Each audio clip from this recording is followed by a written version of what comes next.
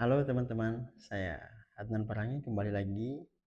Jadi setelah beberapa waktu tidak sempat membuat konten di YouTube, eh, hari ini saya mau buat lagi karena banyak sekali pertanyaan-pertanyaan yang masuk ke saya dan belum sempat saya jawab atau saya tanggapi. Nah teman-teman, saya mau cerita sedikit nih. Kemarin, alhamdulillah ya, saya berhasil membebaskan seorang kakek tua dari jeratan hukum pidana. Jadi sidangnya itu di Pengadilan Negeri Jakarta Pusat. Betapa bahagianya saya dan klien saya karena putusan kemarin menyatakan bahwa dia onslah atau tidak terbukti melakukan sebagaimana pasal-pasal yang didakwakan oleh jaksa penuntut umum. Nah, teman-teman, saya mau cerita. Jadi klien saya ini dituntut oleh jaksa itu pasal 263 ayat 2 atau penggunaan dokumen palsu atau surat palsu yang menyebabkan kerugian terhadap orang lain. Nah, supaya kita nggak bingung, saya bacain aja unsur pasalnya. Karena saya juga nggak hafal semua pasal teman-teman. Jadi lawyer itu, anak hukum itu nggak hafal pasal. Kalau ada yang takut masuk eh, kuliah fakultas hukum karena katanya menghafal pasal, itu nggak benar. Justru kita yang sudah bertahun-tahun kelar kuliah, bahkan sudah S2 atau dokter, bahkan profesor sekalipun, nggak ada yang hafal pasal. Paling yang kita hafal itu yang ya pasalnya doang, tapi kalau eh, uraian unsurnya itu banyak yang tidak tahu begitu. Nah, pasal 263 ayat 2 ini saya bacakan teman-teman. Diancam dengan pidana penjara yang sama barang siapa dengan sengaja memakai surat palsu atau yang dipalsukan seolah-olah sejati, jika pemakaian surat itu dapat menimbulkan kerugian. Nah, inilah pasal yang dipakai oleh jaksa penuntut umum untuk menuntut klien saya.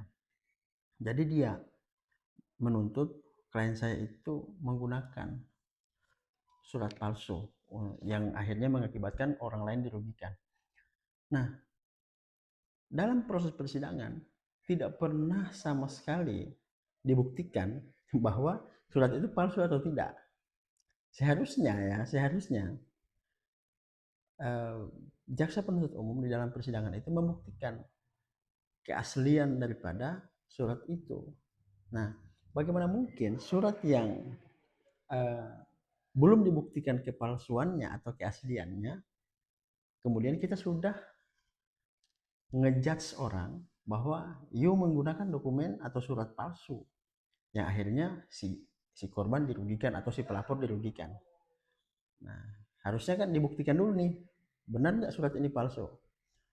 Jadi dalam pertimbangan majelis itu eh, yang saya highlight itu terkait dengan tidak adanya pembanding, dokumen pembanding bahwa surat milik klien saya itu atau yang digunakan oleh klien saya itu adalah surat yang palsu. Sehingga itulah salah satu dasar pertimbangan majelis memutus klien saya tidak terbukti melakukan tindak pidana sebagaimana yang didakwakan atau yang dituntut oleh jaksa.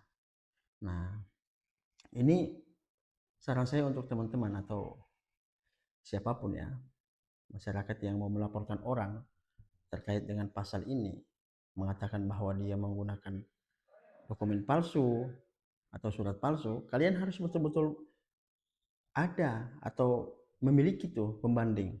Jadi kalau kita bilang misalnya surat ini palsu, maka kita harus punya juga yang aslinya atau pembanding lainnya gitu. Jangan kita bilang ini palsu, kalau ditanya palsunya dari mana, misalnya, wah ini nggak tercatat nih di desa atau di kelurahan, nggak ada arsipnya apa semua. Nah itu nggak bisa kita bilang bahwa itu palsu.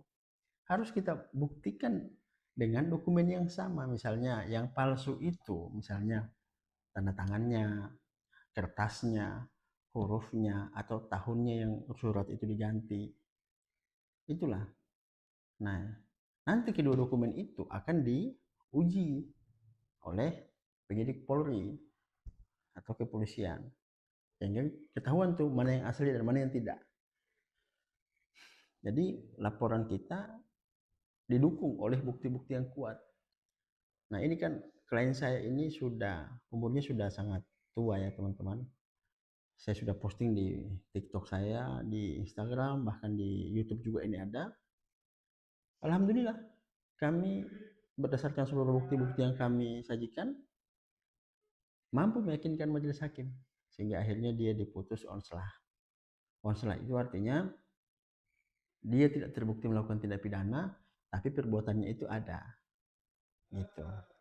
Perbuatan dia menggunakan dokumen itu benar adanya, tapi dia eh, tidak masuk dalam unsur pidana tadi. Jadi itu teman-teman. Nah, mungkin itu saja penjelasan saya soal apa namanya penggunaan dokumen palsu ini. Kalau teman-teman ada yang ingin berdiskusi, saya membuka ruang untuk kita diskusi lagi di channel YouTube ini. Silahkan bertanya di kolom komentar di bawah. Nanti saya akan coba tanggapi satu persatu dengan bentuk video. Oke, demikian. Wassalamualaikum warahmatullahi wabarakatuh.